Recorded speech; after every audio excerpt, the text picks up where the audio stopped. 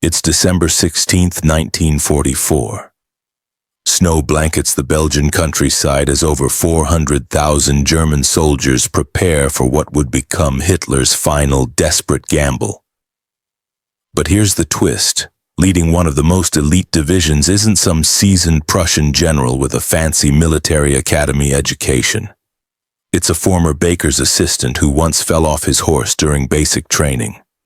His name was Sepp Dietrich, and his story reveals just how ordinary people can become instruments of extraordinary evil.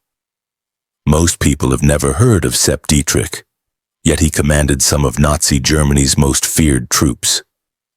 He witnessed Hitler's rise from a beer hall rabble-rouser to the dictator of Europe. He fought on every major front of World War II, and his men committed some of the war's most shocking atrocities against Allied prisoners. So how did a simple Bavarian farm boy end up becoming one of Hitler's most trusted generals? The answer is darker than you might think. Born Joseph Dietrich in May 1892 in a small Bavarian town, Sepp came from exactly the kind of family you'd expect to find in rural Germany. His father worked in the beer industry, not glamorous but steady work that kept food on the table. His mother was deeply religious, like most Bavarians of the time. They had 6 kids total, and Sepp was the oldest. Nothing about his childhood screamed future war criminal. He was just another kid in a working-class Catholic family trying to make ends meet. When the family moved to a new town, Sepp finished his basic education and immediately started working. First as a farmhand, then at 15 he got restless and decided to see the world. And by see the world, I mean he wandered across the Alps into Austria and Italy, then ended up washing dishes in a Swiss hotel. Not exactly the most promising start for someone who would eventually command tank armies. Here's where things get interesting, though. When Germany required military service, Sepp dutifully returned home in 1911. But his military career almost ended before it began. Within a month of joining the Royal Bavarian Army, he fell off his horse so badly that they discharged him for medical reasons. Can you imagine? The man who would later command Hitler's bodyguard couldn't even stay on a horse during peacetime training. He went back to his hometown and started baking bread. If the story ended there, Joseph Dietrich would have lived and died as just another small-town baker. But then 1914 happened. When World War I erupted, suddenly every able-bodied man was needed. Sepp re-enlisted just days after Germany entered the conflict. This time, instead of cavalry, they put him in the artillery. And unlike his first disastrous military experience, he actually proved competent. He spent most of the war in the trenches of Belgium and northeastern France. He got wounded twice, once by shrapnel in his leg, but always returned to the front. By the war's end, he was serving in one of Germany's first tank units, which would prove incredibly important for his future career. But here's what's crucial to understand. When Germany surrendered in November 1918, the country didn't just lose a war, it completely fell apart. Revolution broke out everywhere. In Bavaria, communist rebels actually established their own short-lived Soviet republic. For young men like Sepp, who had spent years fighting for Germany, watching their homeland descend into chaos was devastating. He'd lost both his brothers in the war. The country he'd bled for was tearing itself apart. So when the new Republican government started forming paramilitary units called the Freikorps to restore order, Sepp jumped at the chance. The Freikorps were supposed to be temporary security forces. In reality, they became breeding grounds for extremist politics. Sepp spent months fighting Polish rebels in communist uprisings. He was angry, disillusioned, and looking for someone to blame for Germany's humiliation. Sound familiar? This is exactly the psychological profile that radical movements prey on. By the early 1920s, Sepp had settled down somewhat. He became a police officer in Munich and married a local woman named Barbara. They seemed headed for a normal middle-class life, but Bavaria's politics remained a powder keg and radical groups were holding rallies throughout the region. Now here's where the official Nazi story and reality start to diverge. According to party propaganda, Sepp was an early believer who joined Hitler's movement in the early 1920s and even participated in the famous beer hall putsch of 1923 when the Nazis tried to overthrow the Bavarian government. Complete nonsense. The truth is, Sepp was still working as a Munich police officer when the beer hall putsch happened. If he'd actually participated in an armed rebellion against the government, do you really think they would have let him keep his police job? Of course not. Sepp didn't actually join the Nazi Party until May 1928, 5 years after Hitler's failed coup attempt. By then, the Nazis had rebuilt themselves as a legitimate political party and were starting to gain traction. But they were still a fringe movement that most Germans ignored. So what finally drew Sepp to the Nazis? Simple. His boss at the gas station where he worked was a party member who kept talking about Hitler's message. In 1928, Sepp decided to check it out for himself. 5 days after joining the party, he also joined the SS, Hitler's personal protection unit. This wasn't the massive paramilitary organization it would later become. In 1928, the SS was basically just a small group of bodyguards whose main job was keeping Hitler safe during speeches. And this is where Sepp's lack of formal education and prestigious background actually worked in his favor. Hitler wasn't looking for intellectual elites or aristocratic officers. He wanted loyal, tough guys who would take a bullet for him without asking questions. Sepp fit that description perfectly. Within months, he was traveling with Hitler across Germany, standing just a few feet away as the future dictator delivered his fiery speeches to growing crowds. They developed a surprisingly informal relationship.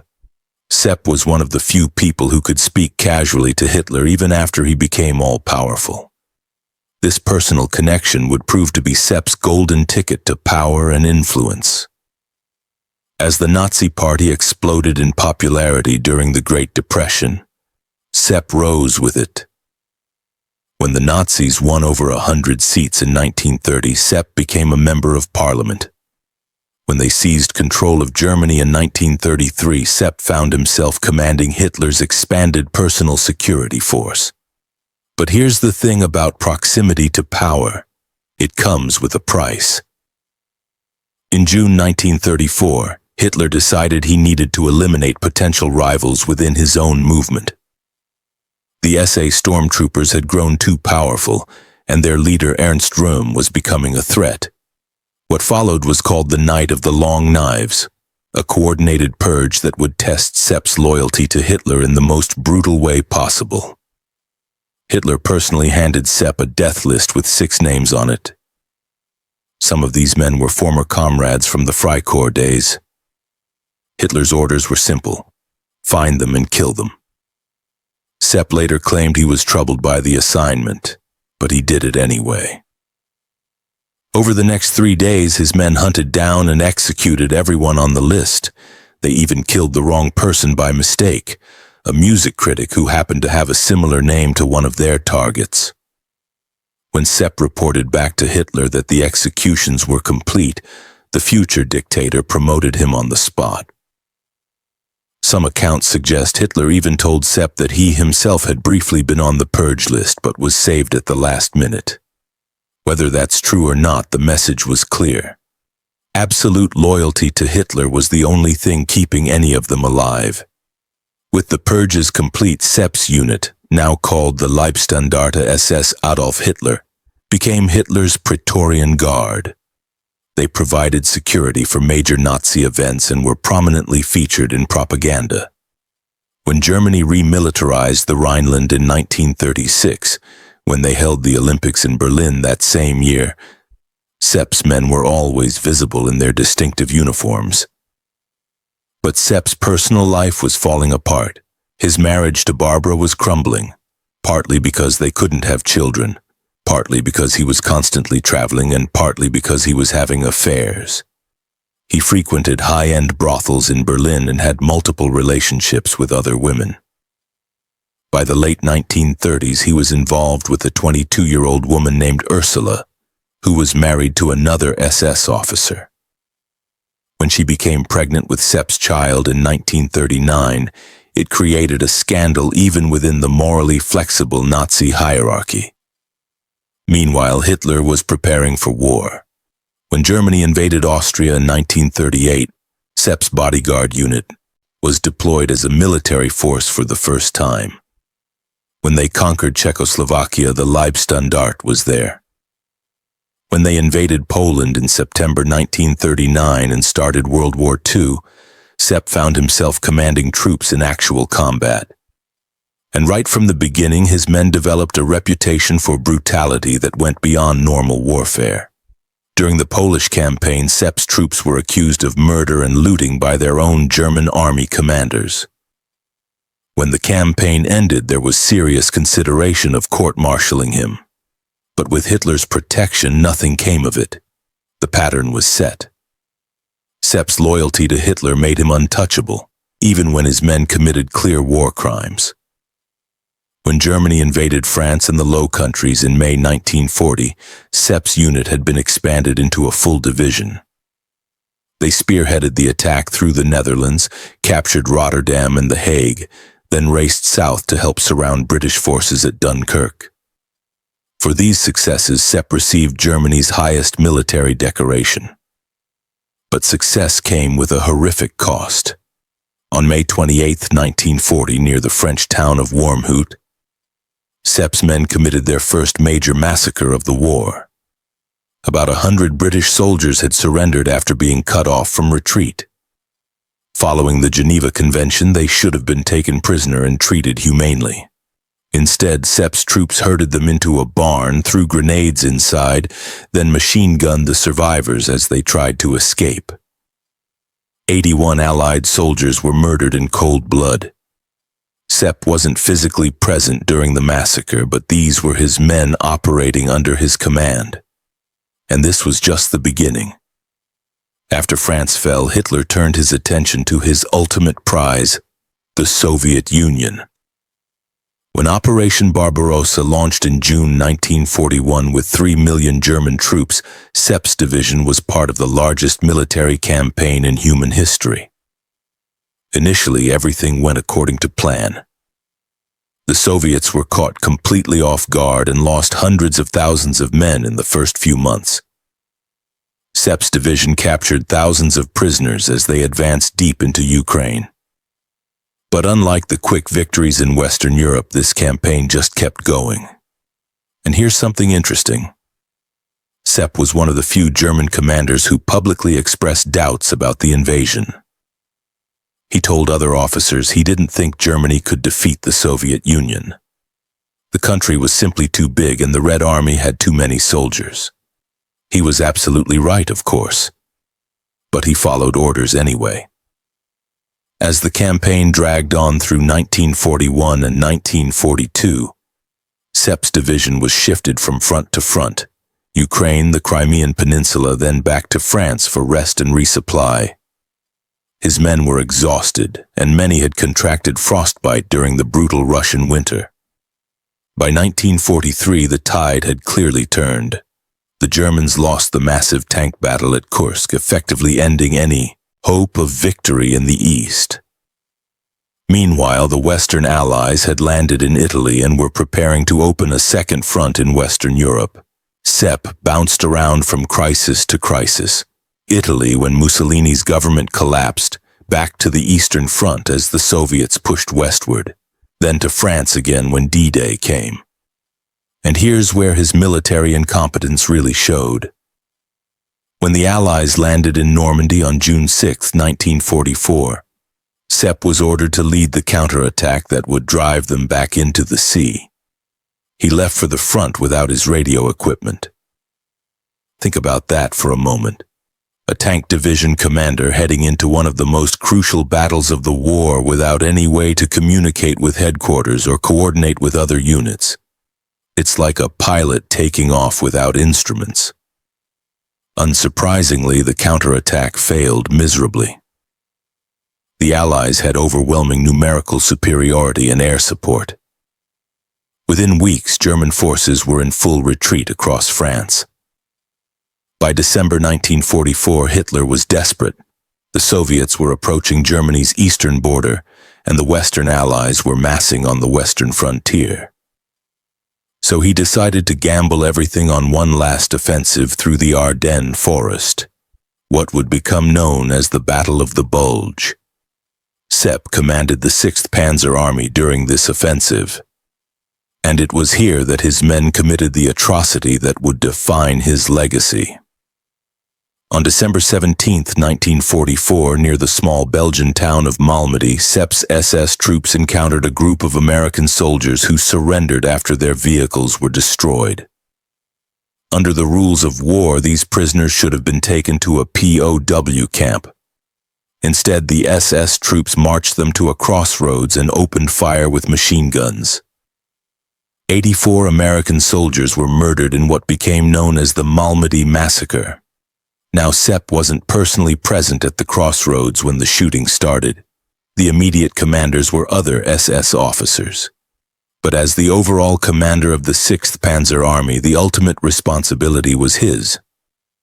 These were his troops, operating under his authority in a campaign he was leading. The Battle of the Bulge ultimately failed. By January 1945, German forces were in retreat once again. Sepp was sent to Hungary for one final offensive to secure oil fields near Lake Balaton. When that failed too, he retreated toward Austria as the Third Reich collapsed around him. Hitler committed suicide in his Berlin bunker on April 30, 1945. A week later, Germany surrendered unconditionally. Sepp turned himself into American forces on May 9th, bringing his military career to an end. But his reckoning was just beginning. Unlike many German officers who were quietly released after the war, Sepp faced immediate prosecution for war crimes.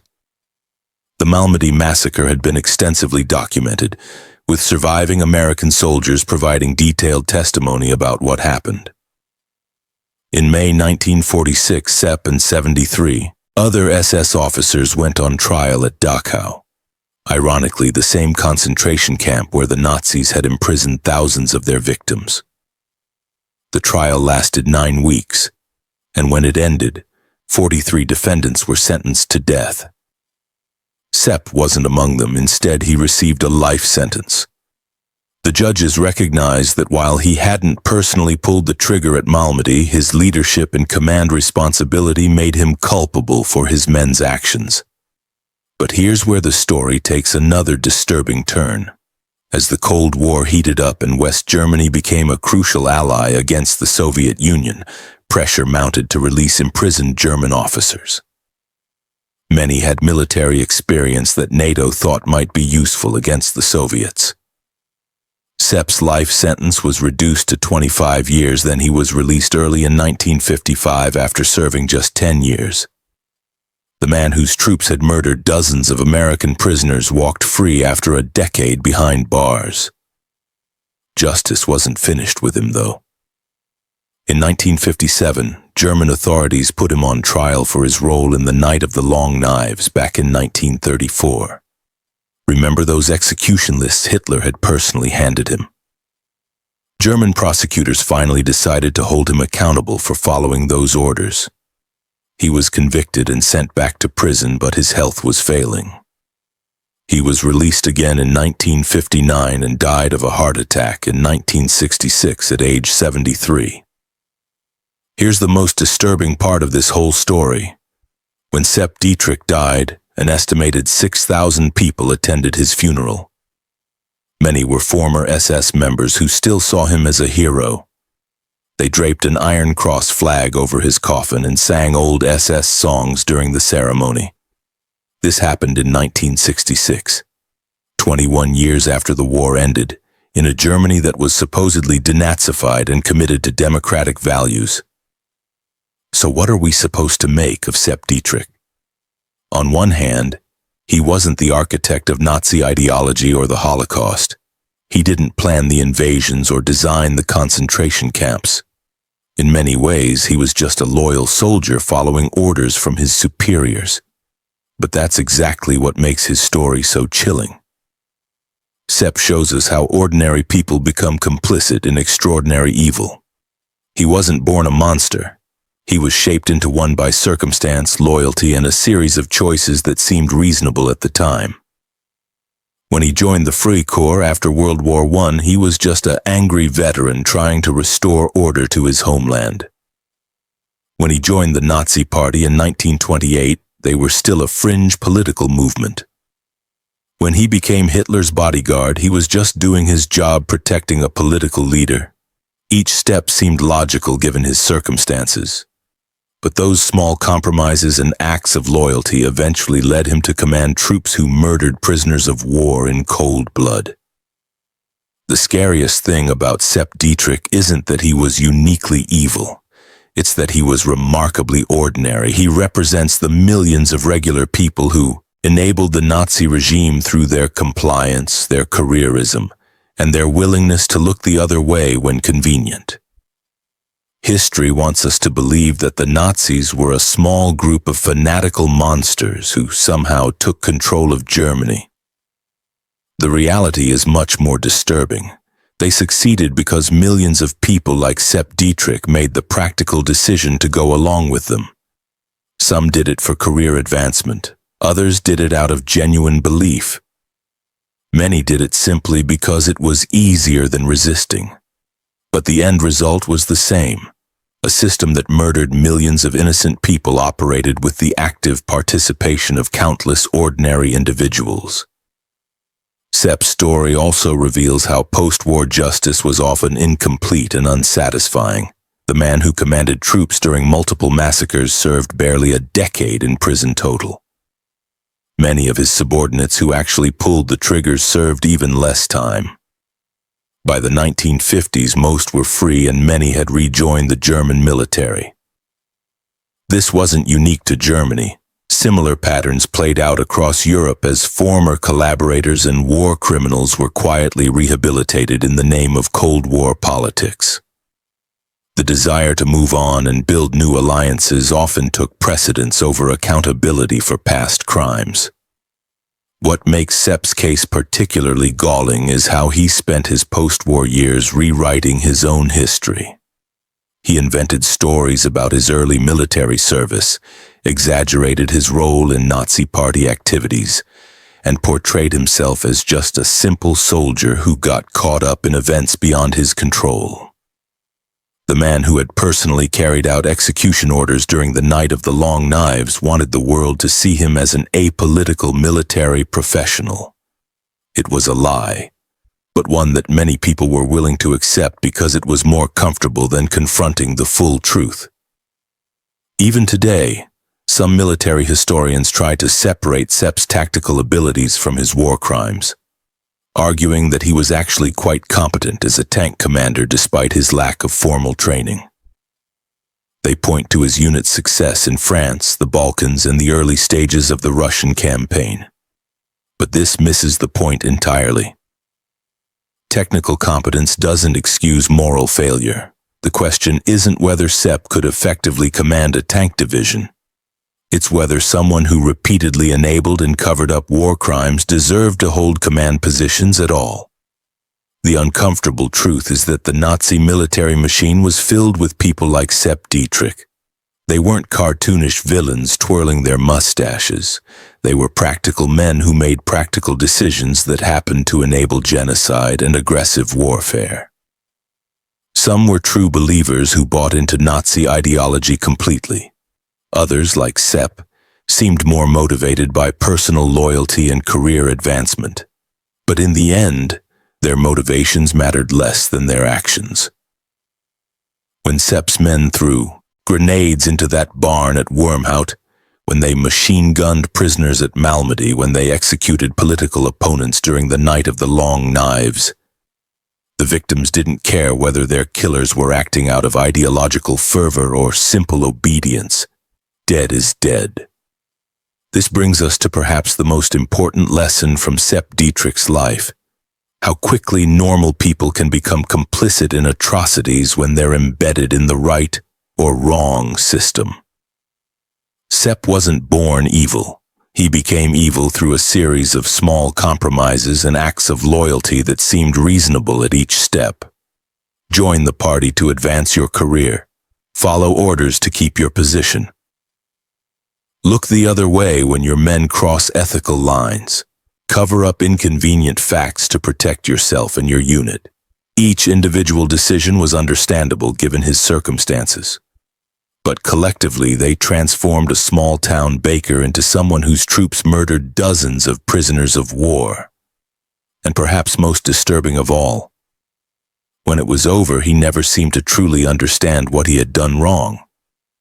Even in prison, he portrayed himself as a victim of circumstances who had simply been following orders like any good soldier. This inability or unwillingness to confront the moral implications of his actions was itself a form of evil. It's one thing to make bad choices in the heat of the moment. It's another thing entirely to spend the rest of your life pretending those choices were justified.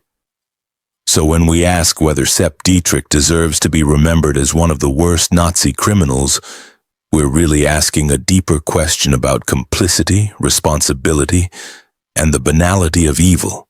He may not have designed the Holocaust or planned the invasions, but he made those horrors possible through his willingness to be a loyal cog in a murderous machine. He commanded troops who committed documented war crimes, and he never held them accountable. In many ways, people like Sepp Dietrich are more dangerous than the obvious monsters because they show us how easily we might make similar choices under similar circumstances. They remind us that evil doesn't always announce itself with dramatic speeches and theatrical gestures. Sometimes it just looks like a man doing his job. The next time you hear someone say they were just following orders, remember Sepp Dietrich. Remember that every atrocity in history required ordinary people to make extraordinary moral compromises. And remember that the choice to resist, even when it's difficult, even when it's costly, is always available. Because if we don't learn these lessons from history, we're doomed to repeat them. What do you think? Was Sepp Dietrich a true believer who deserved harsher punishment? Or was he just another ordinary person who got swept up in extraordinary circumstances? How do we balance accountability with understanding when it comes to historical figures like this? Drop your thoughts in the comments below. I'd love to hear your perspective on this complex and troubling story. And if you found this deep dive into forgotten history valuable, make sure to hit that like button and subscribe for more stories about the people and events that shaped our world.